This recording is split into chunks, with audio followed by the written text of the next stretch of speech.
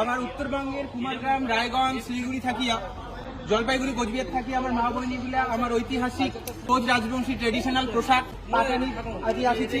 আমার দাদা ভাইয়ের ঘর হলদিয়ে গামছা পিন দিয়ে আজি দিনহাটা শহরের বুকত এই ঐতিহাসিক পূজা মণ্ডপ গুলাতে আমরা ঘুরিবে ধরছি। আমরা আমার এই কোচ রাজবংশী কৃষ্টি সংস্কৃতি কালচারও আমার পোশাক, আমার ভাষা, আমার খান পান সবগুলোকে বাঁচে রাখিবার বাদে এই বার্তা আজি দিবার চাই। এই পাটানি আমার পোশাক, আমার ঐতিহ্য, আমার সংস্কৃতি। আমরা চাই যুগ যুগ বাঁচি থাকুক। আর আমার আধুনিক চ্যাংড়া চেংড়িগুলা, আমার আধুনিক ভাই বোনিগুলা যাতে আগে আসিয়া নিজের কৃষ্টি কালচার সংস্কৃতি চলতি ধরে।